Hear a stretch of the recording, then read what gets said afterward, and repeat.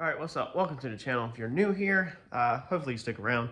But I have a project for everybody that I want to show you and share with you today.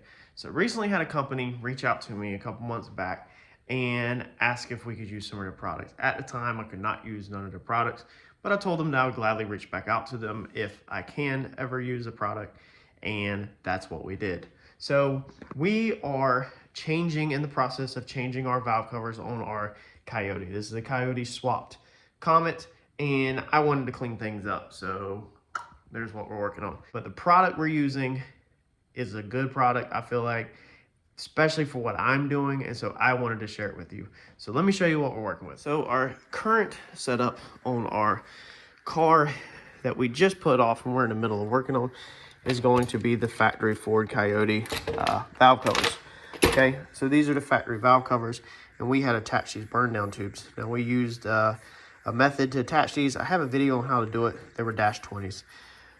So we have upgraded to, well, not really necessarily, maybe not upgraded, but we have some cheaper eBay valve covers that we're putting on here, fabricated valve covers. And I just wanted to clean up the look. However, I got to thinking that maybe this is a little overkill.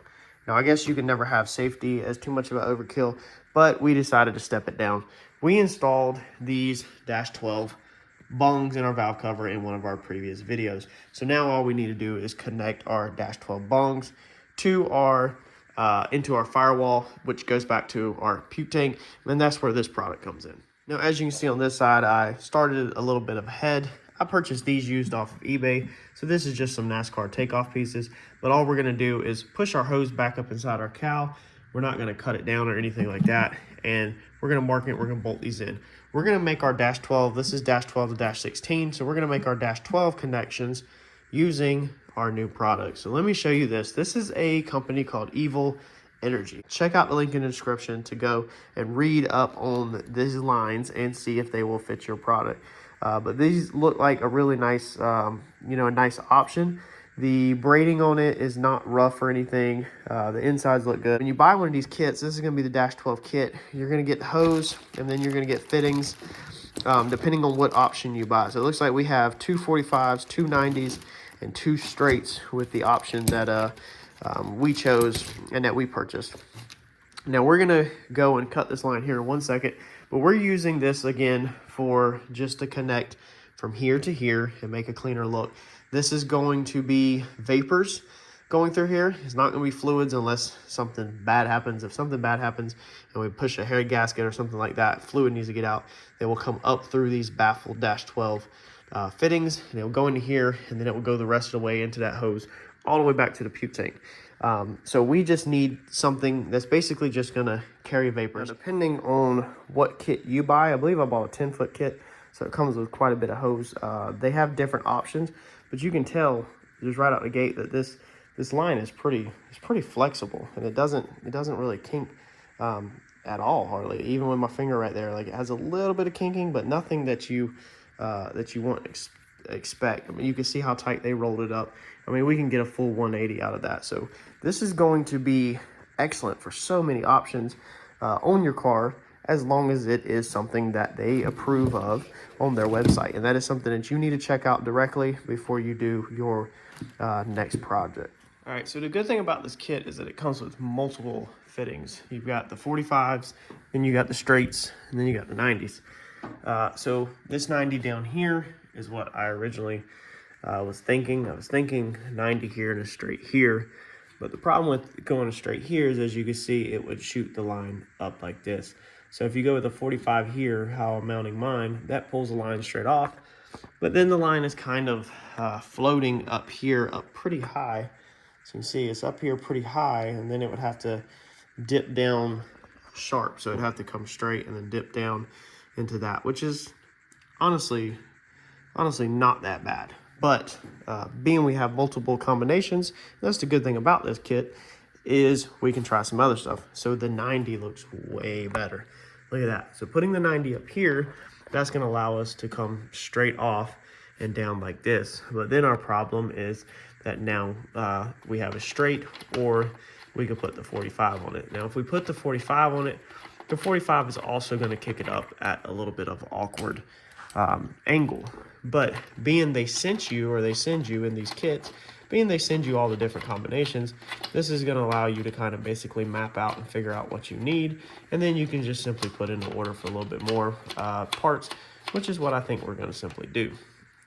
So if you look at the 45 just kind of also puts it up at an awkward angle. It's shooting the thing way up here like this, and then it would have to dip down like that, and it's just not going to look right.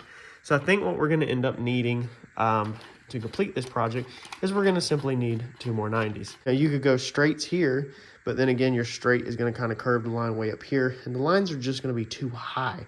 They're going to look awkward. That's the whole point of kind of changing this up, was so that the lines weren't so eye-catching. I think we're also going to slightly turn these so they kick over here, and they can come around, and then maybe the 90s can go in like that.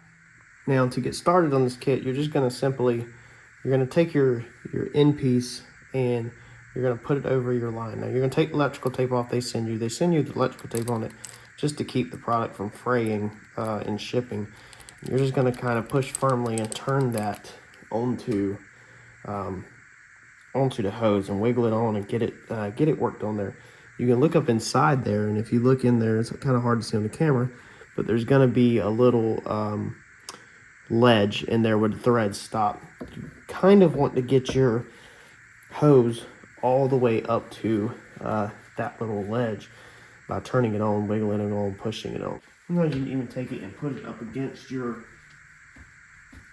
edge of your table, whatever like that, and push it. So now if you can see, our edge of our hose right there is all the way up to our threads, which is where we want it. Now we can install the end piece. Now to install the end piece, it's going to basically just go on there. You can use some kind of lubricant. I normally use a little Vaseline or something, but I think these lines are going to be small enough where I'll be perfectly fine. So I'm going to get it started with my hands, just like this, turning it on, and then we're going to go ahead and put it in our vise. Now they do make other pieces that you can pick up from other companies on eBay or Amazon to put together AN lines and to protect your fitting right here so you don't scratch it. But you can also do like I just did and just use a rag to put them on. Now normally a really big adjustable wrench will work, but they do make kits for putting together AN lines and such, AN wrenches. You could pick up a cheaper one off of Amazon or eBay, an adjustable one, or you can pick up a kit for normally about $100 or a little bit more. But for tonight, I'm just going to simply use my adjustable wrench because it will work just fine for my needs. You're just going to snug this down to where it stops and bottoms out pretty much. And then there you go. I like to also make sure my pieces are flush if possible so they look good. But that's the first end assembled. We can take it out, take it to the car, and now we're going to mark our other end of our hose where we're going to cut it out. Now this is the part where you kind of want to figure out the mapping of your line and make sure that it looks good, because you can always go back and take this apart and reroute it. I kind of want mine to just kind of flow, and also it will stay clear of the cool packs like this, which before we didn't have. So I kind of want mine to go down, and then we're going to use this other 90 that come with the kit for right now. And I kind of want to make sure that I have a natural looking curve to this so that it's easy on the eyes basically. So we're going to just use a silver Sharpie. And again, if you remember last time, you did it to the threads. So your threads only come up to about right here where this nut, the flat spot right here stops. So roughly right in here, not down here, but somewhere right in here is about where you want to mark your line at. And I'm just going to draw a line across it with a Sharpie, and then we're going to go cut it. Now to cut this line, they do make line cutters that will cut through these steel braided lines. But me personally, I like to just use my grinder with a cutoff wheel and just cut right through it. The cutoff wheel will cut straight through the steel braiding and make a clean cut, and then the heat's not going to hurt anything to kind of close up the frayed ends, even though we can still go back and melt the ends of the braiding if you want to with a cigarette lighter to help keep it from unfraying. Now of course, if you're going to be cutting with power tools, then you're going to need safety glasses and you need to use gloves.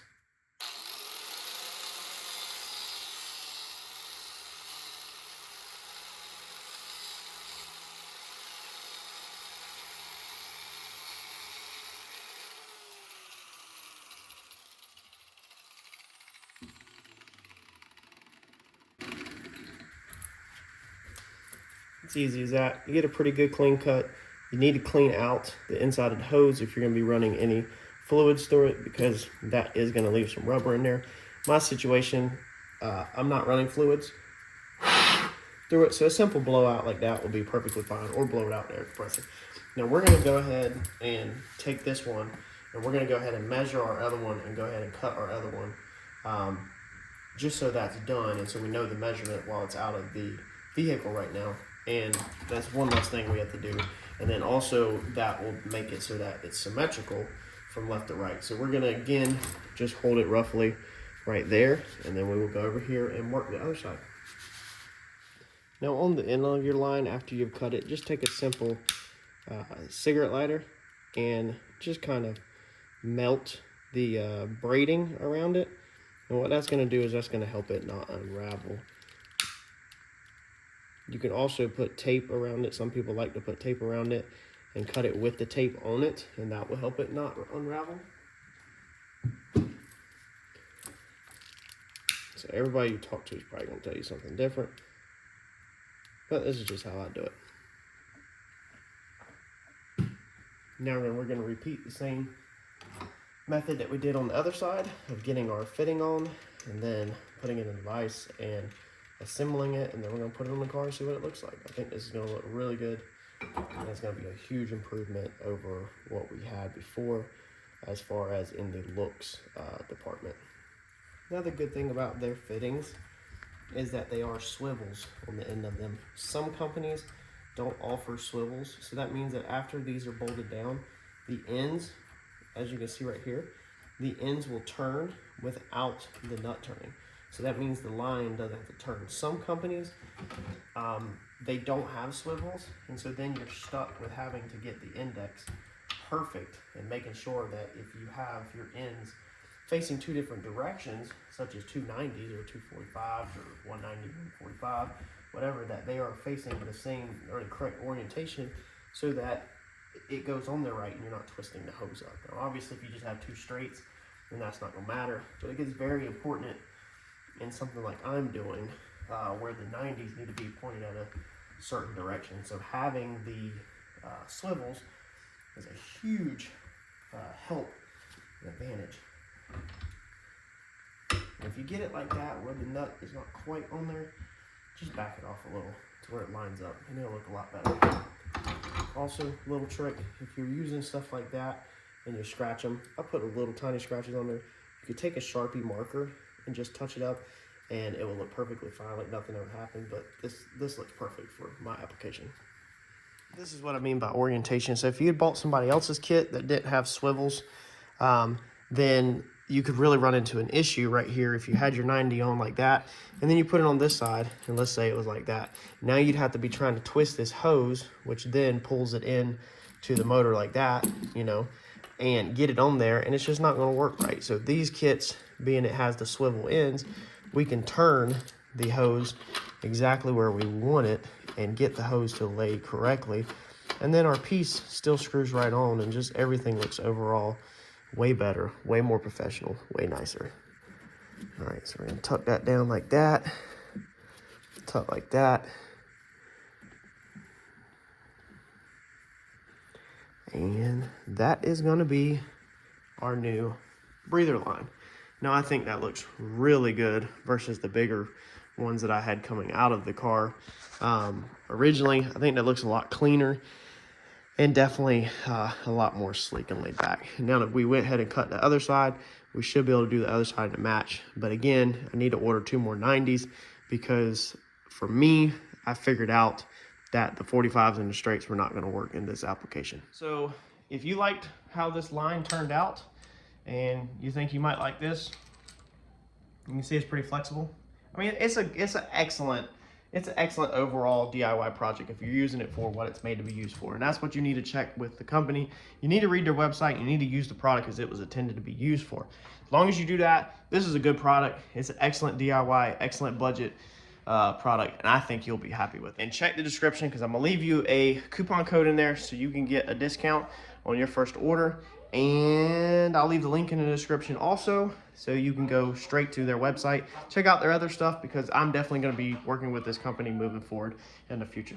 Catch y'all in the next video. Thanks, y'all.